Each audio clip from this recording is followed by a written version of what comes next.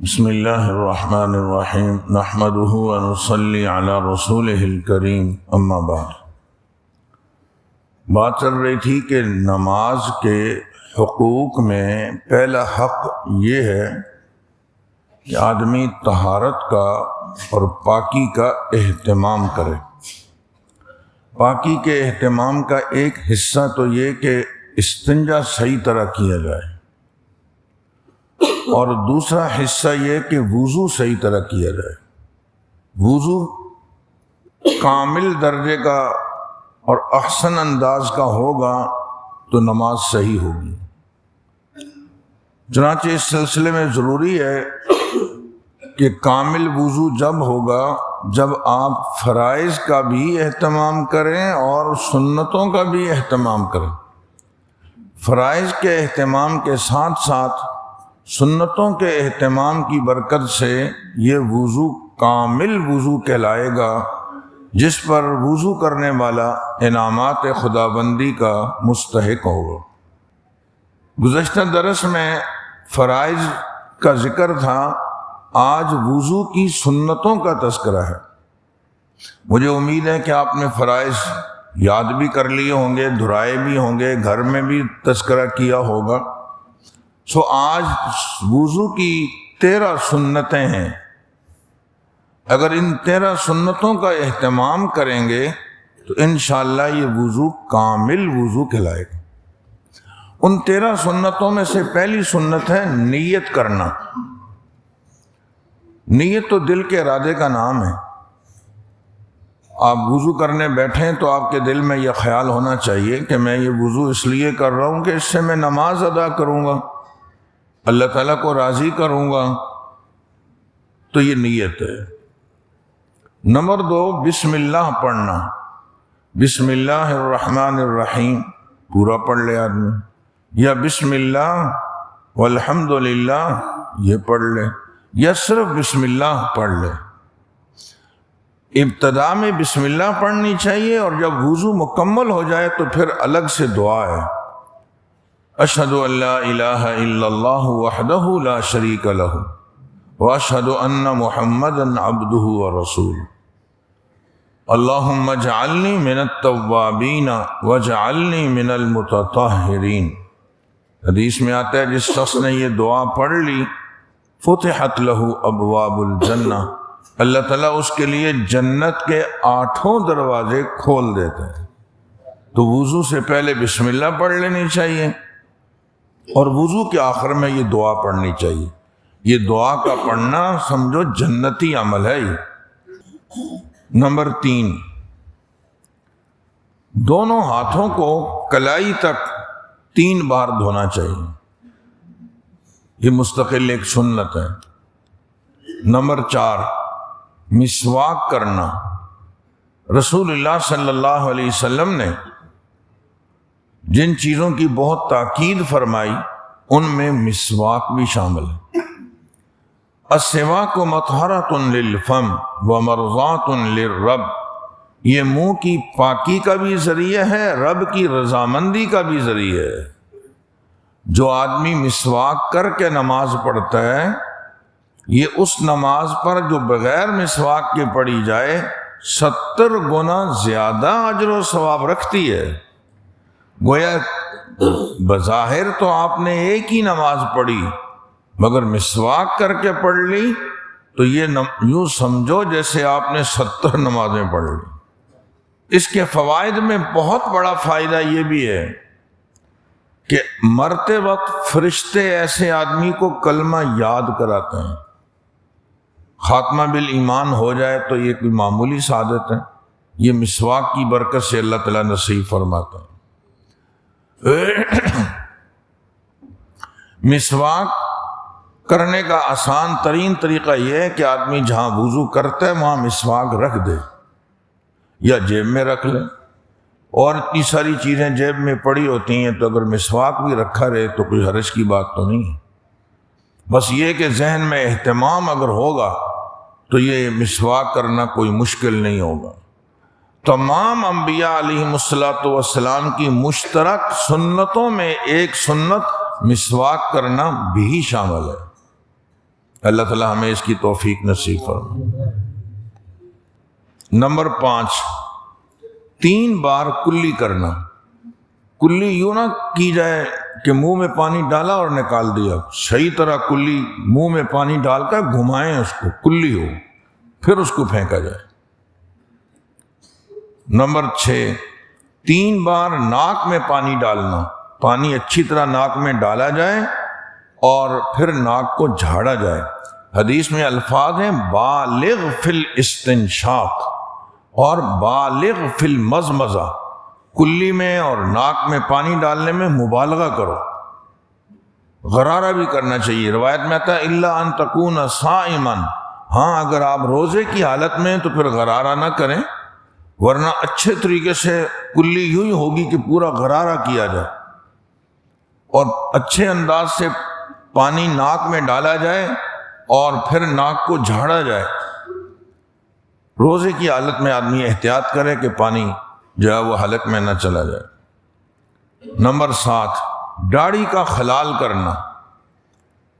جن کی داڑیاں ہیں ہلکی اور کھال نظر آتی ہے ان کو تو چاہیے کہ وہ دھوئیں پورا اور جڑوں تک پانی پہنچائیں بالوں کے، لیکن جن کی داڑھی گھنی ہے اور ان کے بال اتنے زیادہ ہیں کہ کھال نظر نہیں آ رہی، انہیں چاہیے کہ دائیں ہاتھ میں چلو پانی کا لیں اور پھر یوں انگلیوں کے ذریعے سے پانی سمجھو پہنچایا جائے اور تھوڑی کے نیچے سے اس کو داخل کر کے بالوں میں خلال کرنا چاہیے۔ یہ مستقل سنت عمل ہے۔ بسا اوقات گھنی داڑھی والے بھی کوشش میں لگے ہوتے ہیں کہ بالوں کی جڑوں تک پانی پہنچائیں، اس کی ضرورت نہیں ہے، بس جو حصہ خالی ہے وہاں پانی پہنچا دیں، بقیہ خلال کر لیں۔ نمبر 8، ہاتھ پاؤں کی انگلیوں کا خلال کرنا۔ آپ نے ہاتھ دھو لیے، اب اس کے بعد ہاتھ پاؤں کی انگلیوں کا خلال، یوں جو ہے وہ انگلیوں کو انگلیوں میں داخل کریں گے تو جڑوں تک پانی پہنچ جائے گا، جو امکان ہے کہ خشک رہ گئی ہوں وہ ختم ہو جائے گا۔ ایسی پاؤں کی انگلیوں کا خلال کرنا، یوں چھوٹی انگلی کے ذریعے سے ہر 2 انگلیوں کے بیچ میں اس کو داخل کریں تاکہ اچھے طریقے سے اور جو ہے وہ اہتمام کے ساتھ وہ پانی جو ہے وہ پہنچ جائے اور بیچ میں کوئی جگہ خشک نہ رہے۔ اگر یقین ہے کہ خشک رہ گئی ہے پھر تو یہ خلال کیا، پھر تو یہ فرض کے درجے میں ہو جائے گا۔